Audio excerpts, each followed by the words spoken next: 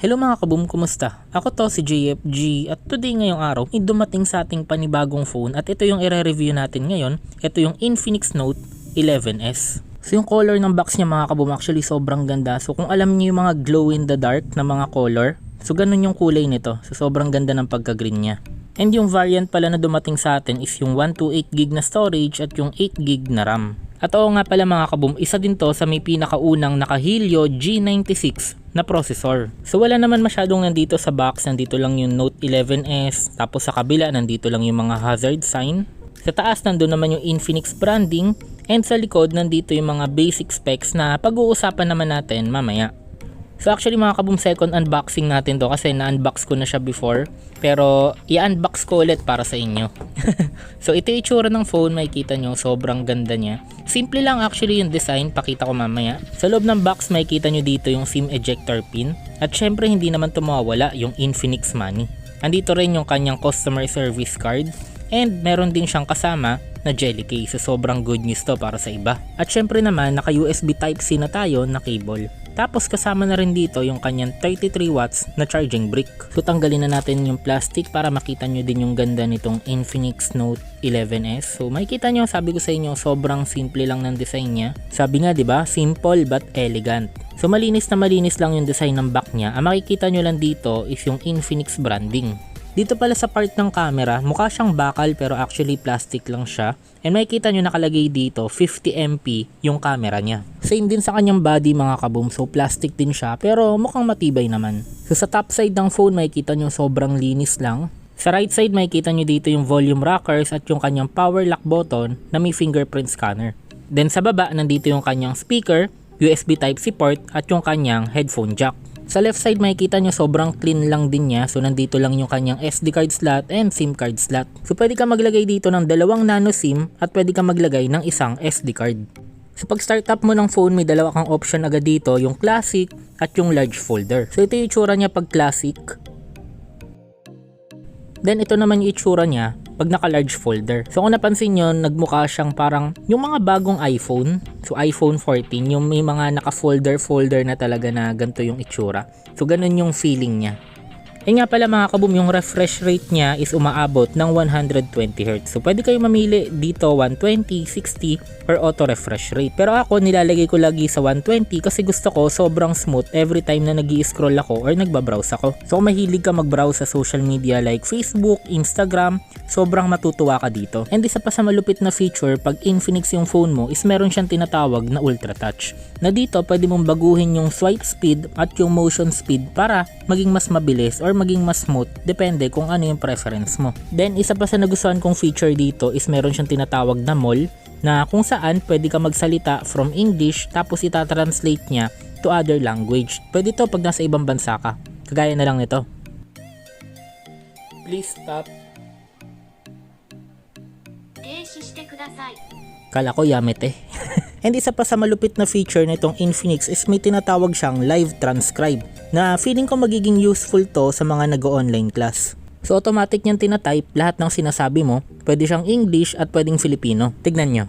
So isa to sa pinakamalupit na nakita ko dito kasi nakikita nyo live siya na nagtatype na agad dito kung ano yung sinasabi ko. So sobrang useful to sa mga gumagawa ng script, lalo na sa mga YouTuber or sa may mga online class.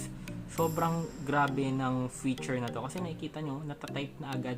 Kung may project ka, imagine mo, kung may kailangan kayong i-type na essay, babasahin mo na lang or sasabihin mo na lang, tapos pagtapos na lahat yun, pwede nyo i-copy paste. O diba, napakalupit. Ngayon pag-usapan natin yung ilan sa kanyang basic specs na siguro ito yung mga gusto ninyo malaman. So yung OS niya is Android 11, chipset niya is MediaTek Helio G96, yung display niya is naka IPS LCD, yung resolution naman is naka 1080 by 2460, meron siyang 128GB na storage at 8GB na RAM, at yung battery is 5000 mAh. So dito ako medyo nagulat mga kaboom kasi yung lumabas lang na Antutu score is 291,336. Ang expected ko actually mas mataas kaysa dyan. Ang expected ko above 300,000. So pakiramdam ko lang dahil bago yung chipset niya, hindi pa siya ganun ka-optimized. So kagaya ng sinabi ko mga kaboom, hindi pa siya ganun ka-optimized kaya makikita nyo wala pa siyang ultra graphics option dito sa Mobile Legends. Pero don't worry, para sa mga Mobile Legends gamers dyan, sa high settings na naka-turn on yung HD mode at yung HFR mode, wala naman siya naramdaman na kahit anong frame drop at kahit anong paglalag. So sigurado ako dyan na in the future, once na naging supported na yung ultra graphics, wala din to magiging problema. Then pagdating sa Call of Duty, nagtry ako ng 10v10 na naka-high yung graphic quality at naka-max yung frame rate. So far wala naman ako masyadong naging problema dito. Hindi naman nagkaroon ng frame drop or paglalag. Siguro may naramdaman lang ako once or twice lang sa buong 10v10 na game. And ang pinakareklamo ko lang siguro is sayang hindi natin pwedeng pagsabayin yung very high at yung max na settings. Pero kagaya ng Mobile Legends, sabi ko nga, is pwedeng in the future maging okay na yan. So same din sa Asphalt 9 mga kaboom, wala siyang 60 FPS na option. Pero pwede naman natin siya ilagay sa high quality.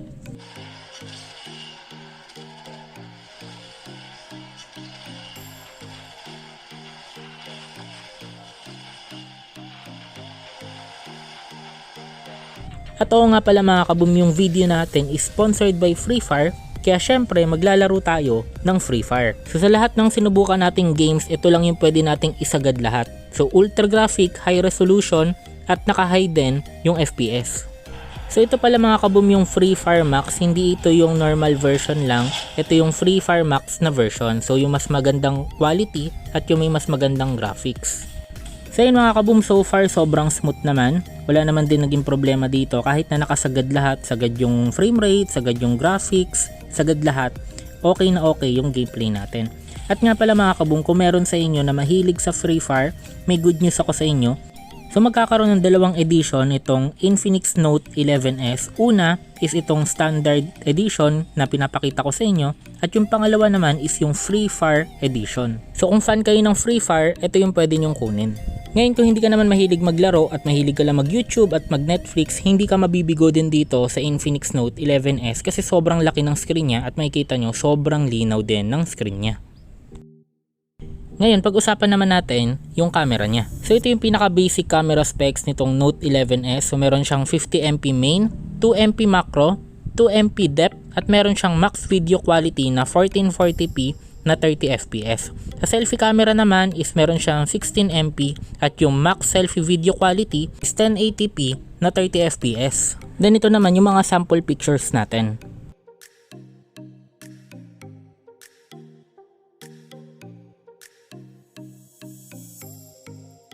Pagdating naman sa video mga kaboom, ito yung itsura pag walang stabilizer.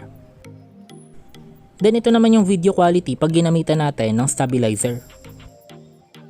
So yun lang muna mga kaboom para sa review natin itong INFINIX Note 11S. Sana nagustuhan ninyo.